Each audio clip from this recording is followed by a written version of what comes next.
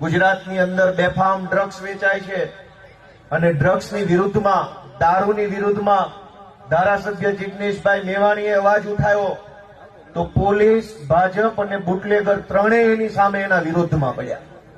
તમે વિચાર કરો કે ડ્રગ્સનો વિરોધ કરનારાનો વિરોધ કરે છે અને જિગ્નેશભાઈને એમ કીધું કે પટ્ટા ઉતારી લઈશ.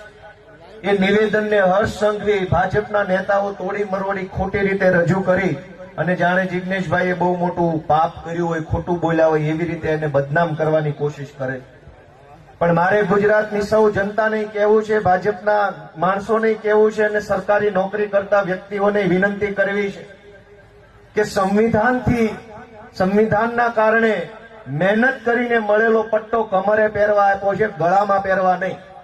જે લોકો ટોમીની જેમ ગળામાં પટ્ટો પહેરી લે છે એનો પટ્ટો તો કાઢવો જ પડે એમ છે. પટ્ટા કમરે પહેરવા માટેના છે, કમરે પહેરો, ટાઈટ ઉભારો, છાતી કાઢીને લડો, અમે તમારી સાથે છીએ, અમારી તમને સેલ્યુટ છે. પણ કમરનો પટ્ટો કમરેથી કાઢી હર્ષ સંઘવીના ટોમી બની જશો ગળામાં પટ્ટા પહેરીને તો પટ્ટા ઉતરશે ને ઉતરશે. ટોમીના ગળામાં પટ્ટો નહીં રહેવા દઈએ. જેના કમરે પટ્ટા હશે, જેની કમર સીધી હશે, જેની છાતી ચોડી હશે એની અમે સાથે છીએ. પણ ઘણા અધિકારીઓને હર્ષ સંઘવીના ટોમી બની ગળામાં પટ્ટા પહેરી પ્રમોશનો જોતા છે. અમે આપશું તમને પ્રમોશન 2027માં સીધું સાબરમતીમાં.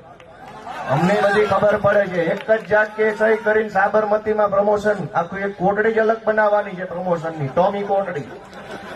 જેણે પટ્ટા ગળામાં પહેર્યા છે એ બધાને પ્રમોશન આપવામાં આવશે અને જેણે કમરે પટ્ટા પહેર્યા છે એને સેલ્યુટ કરવામાં આવશે આમ આદમી પાર્ટીની સરકાર દ્વારા.